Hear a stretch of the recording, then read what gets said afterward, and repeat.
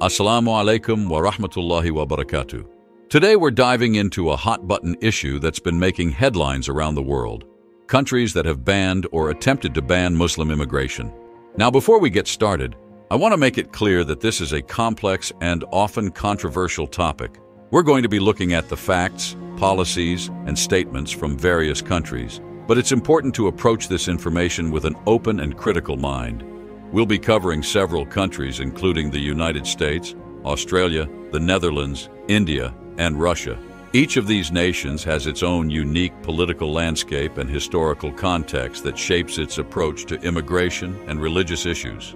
From Trump's travel ban in the U.S.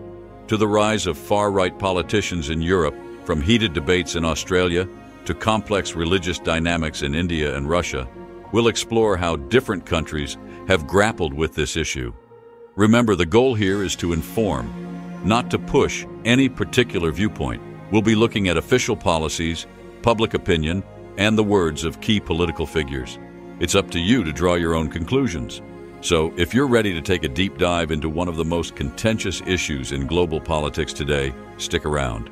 It's going to be an eye-opening journey through the complex world of immigration policies and religious freedom. Let's get started. Let me start with the situation in the United States. It's a complex issue that stirred up a lot of controversy. The story really kicks off during the 2016 presidential campaign. Donald Trump, then a candidate, made a pretty shocking statement. He called for a total and complete shutdown of Muslims entering the United States. That was back in December 2015, and it set the stage for what was to come. Now, fast forward to January 27, 2017. Trump's now president, and he signs Executive Order 13769. This was the first version of what people started calling the travel ban, or the Muslim ban.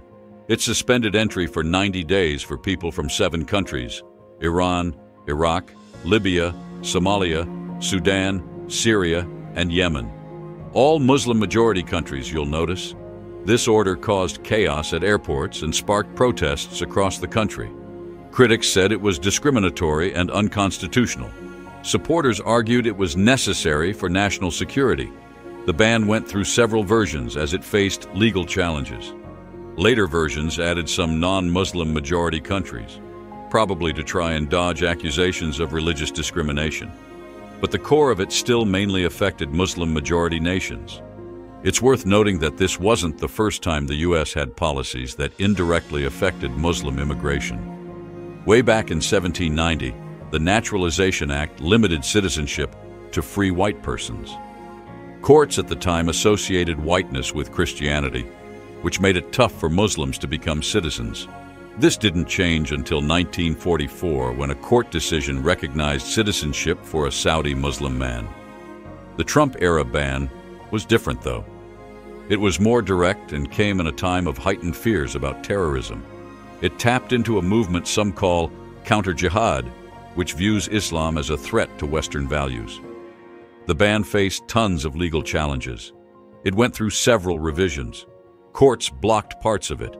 But in 2018, the Supreme Court upheld the third version of the ban in a 5-4 decision. When Joe Biden became president in 2021, one of his first acts was to revoke these travel bans. But the debate about Muslim immigration in the U.S. is far from over. It's left a lasting impact on American politics and on many Muslim communities. This whole episode shows how immigration policies can become flashpoints in broader debates about national identity, security, and religious freedom. It's a complex issue without easy answers, and it's likely to remain a topic of heated discussion for years to come. Australia is second on our list. It's a bit different from the U.S. case, but still pretty contentious. Now, Australia doesn't have an official ban on Muslim immigration, but there's been a fair bit of debate and some pretty strong opinions on the topic. Let's start with some numbers. Back in 2016, a poll came out that raised a lot of eyebrows. It found that about half of all Australians surveyed supported a ban on Muslim immigration. We're talking 49% of respondents saying they'd be in favor of such a ban. That's a pretty significant chunk of the population. The following year, in 2017, another poll was conducted. This one surveyed about 2,000 people. The results? Well, they were still pretty striking. 48% of those polled backed a ban on Muslim immigration. About a quarter were against it, and the rest, about 27%, were undecided. These polls got a lot of attention and sparked some heated discussions about multiculturalism, immigration, and national identity in Australia. Now, let's talk about some of the political figures who've been vocal about this issue. One name that comes up a lot is Pauline Hanson. She's a senator and the leader of the One Nation Party, which is known for its tough stance on immigration. In 2016, Hanson made her maiden speech in the Senate. In it, she called for a ban on Muslim immigration. Fast forward to 2017, right after a terror attack in London, and Hanson was at it again.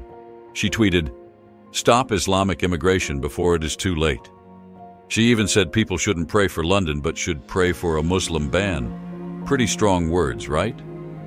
Another politician who stirred up controversy was Senator Fraser Anning. In 2018, during his maiden speech to Parliament, he called for a final solution to immigration. Yeah, he actually used that phrase, which has some pretty horrific historical connotations. Anning suggested holding a plebiscite to bring back the White Australia policy, especially focusing on excluding Muslims. The White Australia policy, by the way, was a set of policies aimed at preventing non-European immigration to Australia. It was officially dismantled in the 1970s, so Anning's call to bring it back was seen as extreme by many. It's important to note that these views aren't mainstream government policy in Australia. They're coming from politicians on the far right of the spectrum. The major parties have generally rejected calls for bans on Muslim immigration. That said, Australia does have a pretty strict immigration policy overall. They've been criticized for their offshore detention of asylum seekers, for example, but this isn't specifically targeted at Muslims. So to sum up, while Australia doesn't have an official ban on Muslim immigration, there's definitely been some push for one from certain quarters. It's a debate that taps into broader issues of national identity, multiculturalism, and security that many countries are grappling with.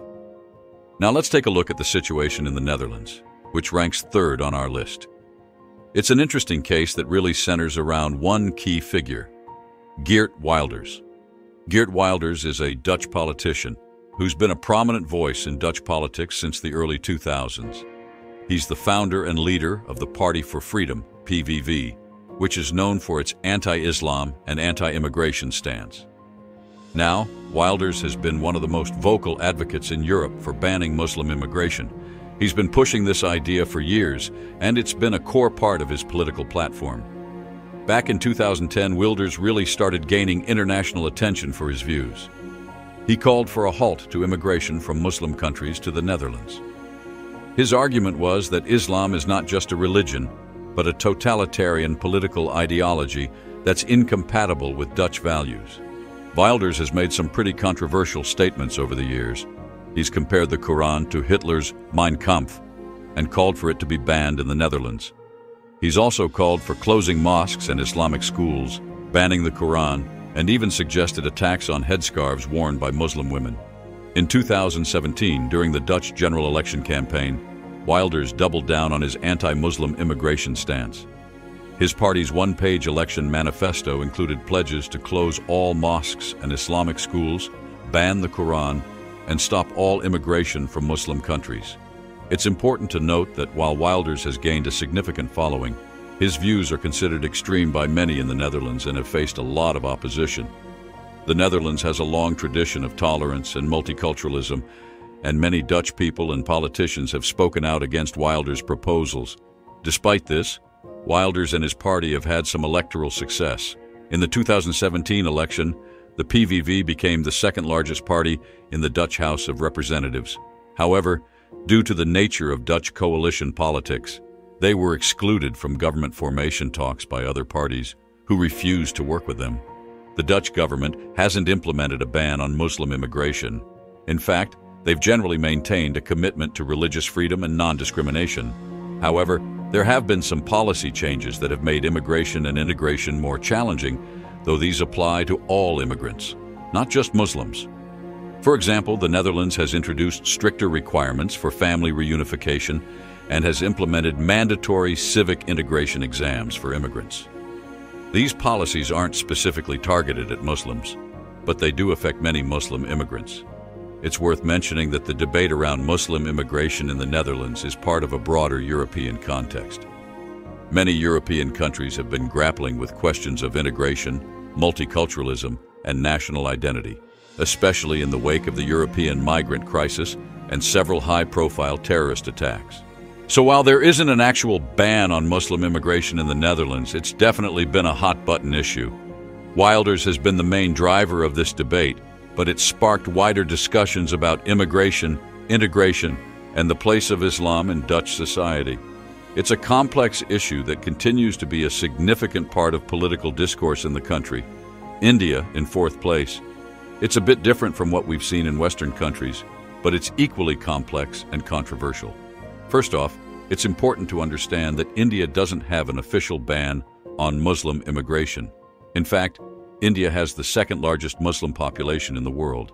But there have been some political figures and movements that have pushed for restrictions on Muslim immigration, particularly in recent years. The key figure we need to talk about here is Yogi Adityanath. He's a prominent politician from the Bharatiya Janata Party, BJP, which is currently the ruling party in India. Adityanath became the Chief Minister of Uttar Pradesh, India's most populous state, in 2017. Before he became Chief Minister, Adityanath made some pretty controversial statements about Muslim immigration. In 2017, he actually praised former U.S. President Trump's position on a Muslim immigration ban. He went as far as to say that similar action is needed to contain terror activities in this country. Now, it's crucial to understand the context here. India has a long and complicated history with religious tensions, particularly between Hindus and Muslims. These tensions date back to the partition of India in 1947, and even before that. The BJP, the party Adityanath belongs to, is known for its Hindu nationalist ideology. They've been accused by critics of promoting policies that favor Hindus over other religious groups, including Muslims. In 2019, the Indian government, led by the BJP, passed the Citizenship Amendment Act, CAA. This law provides a path to Indian citizenship for persecuted religious minorities from Afghanistan, Bangladesh, and Pakistan. However, it specifically excludes Muslims from this provision. This led to widespread protests across India, with many arguing that the law was discriminatory against Muslims. Alongside the CAA, there's been talk of implementing a National Register of Citizens, NRC, across India. This would require people to provide documentation proving their Indian citizenship. Critics worry that this could be used to target and potentially disenfranchise Muslim residents. It's important to note that these policies don't directly ban Muslim immigration, but they've been seen by many as part of a broader trend of policies that could disadvantage Muslims in India. There's also been rhetoric from some political figures about illegal immigrants from Bangladesh, many of whom are Muslim. In Assam, a state in northeast India, an NRC was implemented that left nearly 2 million people at risk of becoming stateless, many of them Muslims. However, it's crucial to understand that these views and policies are highly controversial within India. There's significant opposition to them from many quarters, including other political parties, civil society organizations, and large segments of the Indian population. India's constitution guarantees freedom of religion and prohibits discrimination based on religion. Many Indians are proud of their country's secular tradition and diversity. The push for restrictions on Muslim immigration or rights is far from universally accepted.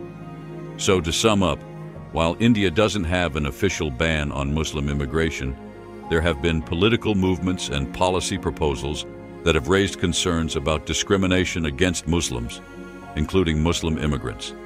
It's a complex issue that's deeply intertwined with India's history, politics, and ongoing debates about national identity and secularism. Finally, let us analyze the situation in Russia with regard to Muslim emigration. It's a complex issue that's been influenced by Russia's unique history, demographics, and political landscape. First off, we need to talk about Vladimir Zhirinovsky. He was a prominent figure in Russian politics for decades, leading the Liberal Democratic Party of Russia, LDPR, from 1991 until his death in 2022. Despite its name, the LDPR is known for its nationalist and often controversial positions. Zhirinovsky was known for his provocative statements, And he did indeed call for a ban on Muslim immigration to Russia at various points in his career. He often framed this in terms of protecting Russian culture and security. However, it's crucial to understand that Zhirinovsky, while a visible and vocal figure, was not representative of mainstream Russian policy. His views were often seen as extreme, even within Russia's political landscape. Now, Russia's relationship with Islam and Muslim immigrants is complicated. Russia has a significant Muslim population. Estimates range from about 10% to 15% of the total population. Many of these are not immigrants, but rather indigenous Muslim populations in regions like Tatarstan, Bashkortostan, and the North Caucasus. Russia also has a large number of migrant workers from Central Asian countries like Uzbekistan, Tajikistan, and Kyrgyzstan, many of whom are Muslim. These workers play a significant role in Russia's economy, particularly in sectors like construction and services. The Russian government's official stance has generally been one of religious tolerance.